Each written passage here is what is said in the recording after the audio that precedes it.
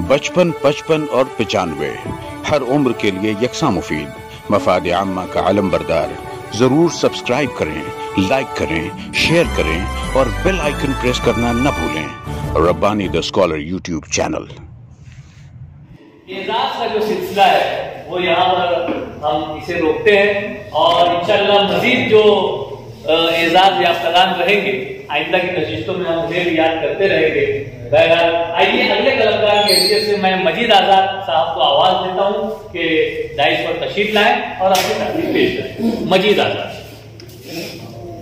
अफसाने का उन्वान है दस्तक।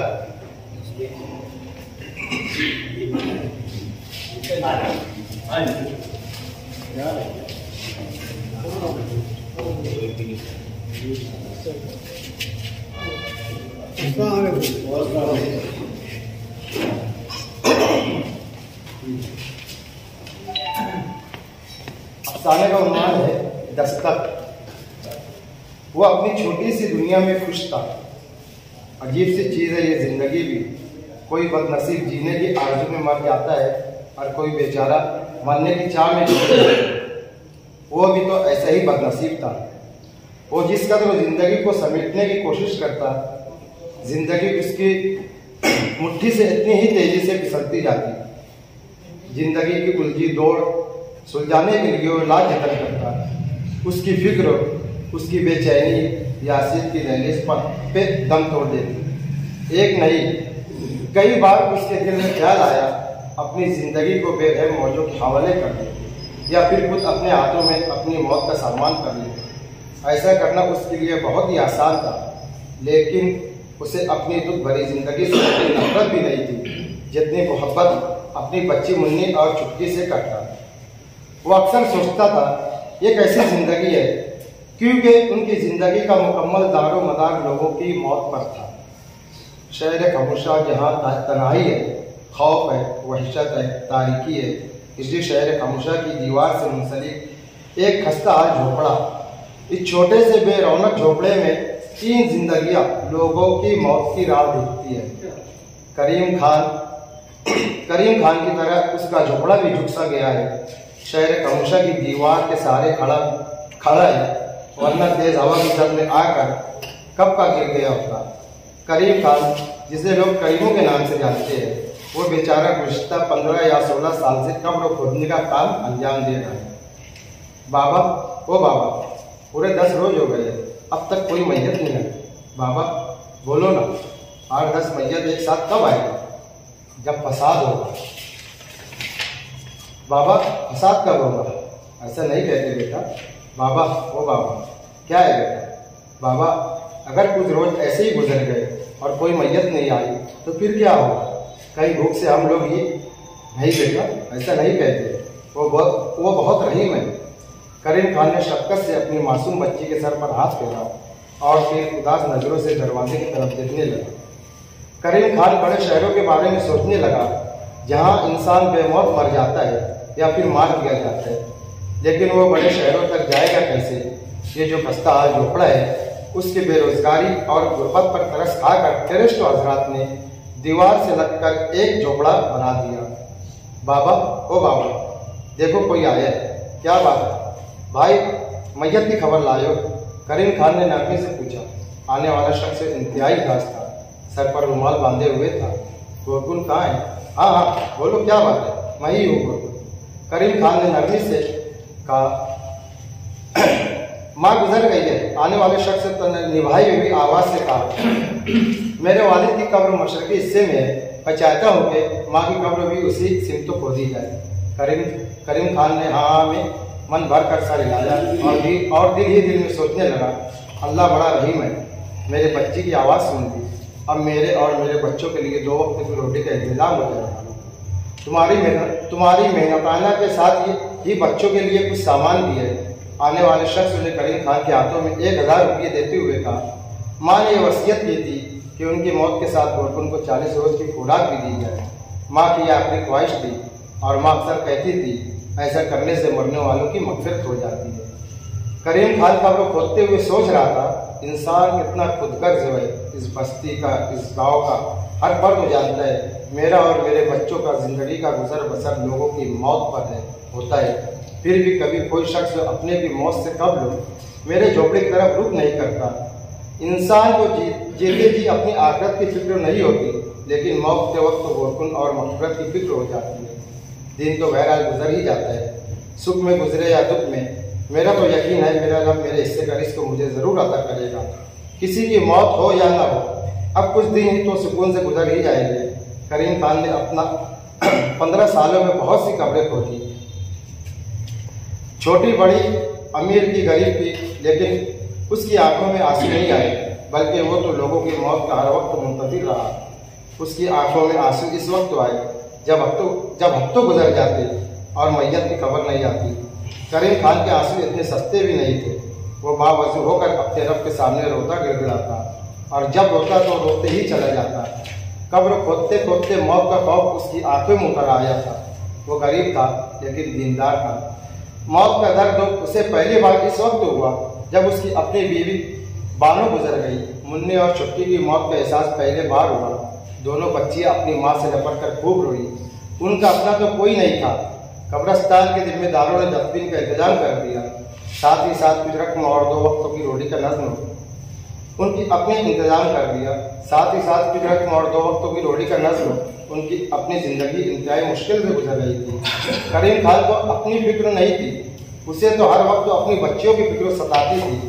उसने अपनी बच्चियों के मुस्तकबिल के लिए उनको शहर के सरकारी स्कूल में दाखिल करा दिया। करीम खान पढ़ा लिखा नहीं था, उसने कभी स्कूल का मुंह नहीं देखा, लेकिन बेरहम ज़माने से उसने बहुत कुछ सीख लिया था। करीम खान उसकी बच्चियां अब खुश थी कि स्कूल से मिलने वाली खिचड़ी से उनको कुछ राहत हो जाती। करीम खान गरीब मगर किरदार था। उसने कभी किसी के सामने अपना दामन नहीं फैलाया। उसने जब भी मांगा अपने रब से ही मांगा। मरहूमीन के रिश्तेदार जो भी देते वो खामोशी से ले लेता और अपने रब का शुक्र अदा करता। गांव में जब किसी के यहाँ मैयत होती तब मरहूम के रिश्तेदार 10 दिन की खुराक करीम खान को दे देते। पता नहीं लोग ऐसा क्यों करते थे, ये गांव की रीत थी या लोग गांव वाले उसे गरीब समझकर ऐसा करते थे, या फिर अपने मरहूम की मग़फ़िरत के लिए। जब किसी सरमायादार के घर किसी की मौत हो जाती तब वो लोग भी गोरकुन को 1000 रुपये के साथ 40 दिन की खुराक भी देते थे, सबका जाके समझकर। करीब 1 महीना गुजर गया, गांव में किसी की मौत नहीं हुई। स्कूल मास्टर को करीम खान की गुर्बत का इल्म था, इसलिए वो करीम खान के बच्चों को खिचड़ी कुछ ज़्यादा ही दे देता था। स्कूल से मिलने वाली खिचड़ी ही उन बेसहारों का सहारा थी। बच्चियां रात को जल्द तो सो जाती, लेकिन करीम खान की आंखों में नींद नहीं होती। वो शफ़क़त भरी निगाह से अपनी बच्चियों को देखता, उनके मुस्तकबिल के लिए गौर करता और फिर सोचते सोचते सो जाता। इस रोज घर में सब गहरी नींद सो रहे थे। दरवाजे पर दस्तक हुई। मुन्नी ने अपनी आंखों को मलते हुए दरवाज़ा खोला। 2-4 नौजवान दरवाजे के बाहर खड़े थे। मुन्नी ने मासूमियत से पूछा, क्या बात है? कब्र खोदनी है, बड़ी मैयत है। मुन्नी ने दरवाजे पर से आवाज़ लगाई, बाबा, ओ बाबा, देखो ना कोई आया है। मुन्नी जल्दी से अपने बाबा के बिस्तर के करीब गई, जोर जोर से अपने बाबा को हिलाया और फिर दहाड़े मार कर रोने लगी। मुन्नी को रोता देखकर छुटकी भी रोने लगी। करीम खान की मौत की खबर जंगल की आग की तरह फैल गई। झोपड़े के करीब सैकड़ों लोग जमा हो गए। सब के सब करीम खान की अच्छाई बयान कर रहे थे, लेकिन किसी ने ये नहीं सोचा उन दो मासूम बच्चों का क्या होगा। उनके आंसू पोंछने के लिए, उनके शानदार मुस्तकबिल के लिए उनके दरवाजे पर अब कौन दस्तक देगा।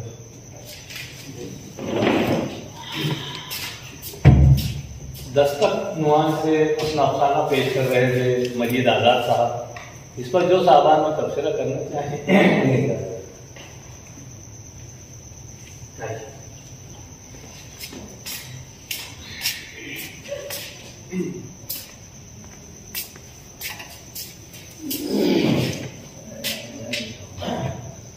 अफसाना के अंदर पूरा तासुर लिए हुए है, बहुत कामयाबी से अप्लाई किया गया है। तासुर से भरा हुआ अफसाना है और वो एक ऐसी कहानी है कि कब्र खोदने वाला दुआ भी मांगे और किस तरह से लोगों की मौत की जैसे मुझको याद आ गया कि अक्सर ईद की नमाज में दुआ मांगी जाती थी, तो या अल्लाह सबों को हज नसीब कर दे, सबके हज कबूल कर ले, या अल्लाह सारे बीमारों को शिफा दे दे। तो मैं सोच रहा था कि सारे बीमार शिफा पा जाएंगे तो दवा खाने का क्या हो, सारे दवा खाने बंद हो जाएंगे। तो वो याद आया। मगर यहाँ पर ये जो भेड़ लाए हैं और जो तासुर लाए हैं वो वाकई में बहुत काबिल तारीफ है कि एक ऐसा अफसाना जो वाकई में अपने अंदर मौजू के एतबार से कठिन है, मुश्किल है उसको निभाना, लेकिन बहुत अच्छी खूबी के साथ उन्होंने ये काम किया है और मैं उनको मुबारक। बहुत एक अतिथि तहरीर है और मैं कामयाब तहरीर पर मजीद आज़ाद साहब को मुबारकबाद पेश करता हूँ। बहुत अच्छा लिखा है।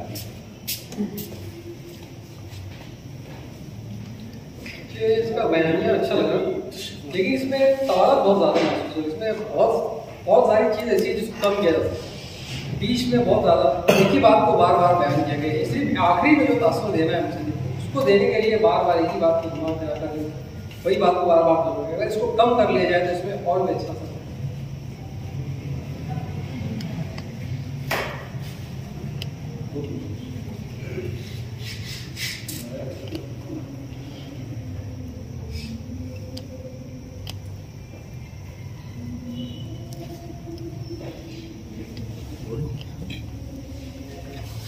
इस तहरीर में मुस्बित पहलू नज़र नहीं आया मुझे।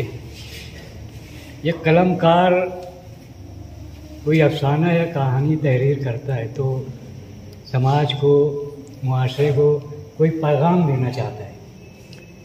इसमें मैं बहुत मकसद तलाश कर रहा था, मुझे कोई ऐसी मुस्बित पहलू नज़र नहीं आया।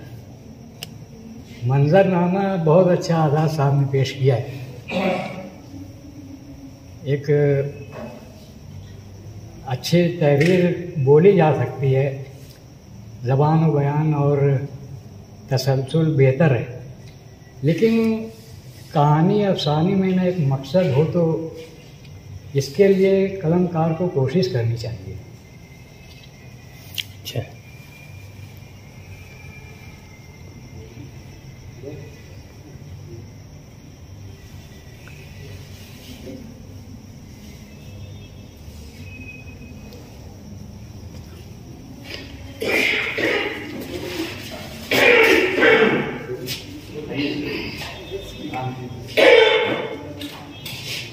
मजीद आज़ाद साहब का अफसाना जो इसके ऊपर तबसरों लोगों की जाती राय, सबकी अपनी जाती राय है। ये अफसाना जिस मौजू को लेकर चला है और जिस ढंग से लिखा गया है वो मैं समझता हूँ अपनी जगह बिल्कुल कामयाब है। अफसाना जिस तरीके से या इंतजार ज़माना में जिस तरीके से तग़य्युर पजीर रहा है, मुख्तलिफ अंदाज अपनाया लोगों ने लिखने के लिए, और कहीं पर बहुत वजाहती अफसाने लिखे गए, कहीं पर अलामती अफसाने लिखे गए, कहीं पर नफ्सियाती अफसाने लिखे गए, कहीं पर माशरती अफसाने, यानी मौजू और हैत के हिसाब से दोनों तरीके की तब्दीलियाँ होती रहती है उसमें, और उसमें बेपनाह तनव्वुर है। तो हम इस अफसाने को देखते हैं कि जो उसने एक समाजी जो मसला था कि आम तौर से इस किस्म के लोग जो जब तक के मैयत कब्रिस्तान में नहीं जाती वो करीब नजर में नहीं आता, उस तरफ लोगों की नजर उठती ही नहीं। आम दिनों में कोई किसी को नहीं मालूम कि वो कब्रिस्तान के दीवार के उसमें जो झोपड़ा है उस तरफ तवज्जो देने के लिए। अब कभी कभी मैयत आ जाती थी तो उसको देख लिया जाता था, अब कौन देखेगा? वो जो एक मसला है समाज का, उस पर उसने वो अफसाना निगार में उंगली रखने को, और मैं समझता हूँ कि उसने एकदम अपने ट्रीटमेंट में एकदम परफेक्ट है। वहाँ उस पर बहस नहीं की जा सकती। जो क्लाइमेक्स है क्लाइमेक्स को थोड़ा सा पॉलिश और अगर किया जाता, मैं समझता हूँ, तो वो जो उसकी जो टेम्पो था वो और उठ जाता। तो वहाँ पर अफसाना निगार का कलम जो है बहुत उजलत से मालूम होता है। हालांकि उसने अपने हिसाब से बराबर लिखा, बराबर ट्रीट किया, लेकिन वो जो बच्ची का जाना क्लाइमेक्स जहाँ पर है, वो दस्तक के बाद का जो हिस्सा है, तो वो थोड़ा सा बहुत इन्हें अल्फाज और उसके इंतखाब में मेहनत करनी थी। वो कलमकार ने, मैं समझता हूँ, वो मेहनत नहीं की, वहाँ उजलत से काम लिया। और जो तासुर की जो कमी या जो इसकी मेहनत हो रहा है, मैं समझता हूँ वही। बाकी सब अच्छी तहरीर पर मैं मुबारकबाद देता हूँ।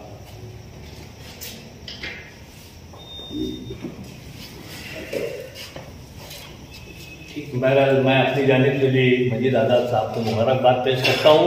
एक समाजी मसला और काफ़ी सुलगता हुआ जज्बाती मौजूद उन्होंने छेड़ा है और अच्छी कामयाब कोशिश की है। आइए आज की इस नशिस्त के आखिरी कलमकार की हैसियत से मैं अब्दुल माजिद अजीब अंसारी साहब जो के कलमकार का नाम है, मैं उन्हें मदू करता हूँ कि यहाँ तशरीफ लाएं और अपनी तकलीफ पेश करें। बचपन, 55 और 95 हर उम्र के लिए यकसा मुफीद, मफाद आम्मा का आलम बरदार। जरूर सब्सक्राइब करें, लाइक करें, शेयर करें और बेल आइकन प्रेस करना न भूलें। Rabbani the scholar YouTube channel. Rabbani the scholar YouTube channel इल्मी, अदबी, दीनी, मिल्ली, समाजी, सकाफती, तहजीबी, फलाही, तिब्बी, फ़न्नी, माशी, तिजारती, माशरती, इंतज़ामी, इनकलाबी, तहरीकी, तहकीकी, तकनीकी, तफ्तीशी, तामीरी, तालीमी व मालूमाती यूट्यूब चैनल। ज़रूर सब्सक्राइब करें, लाइक करें, शेयर करें और बेल आइकन प्रेस करें। Rabbani the scholar YouTube channel.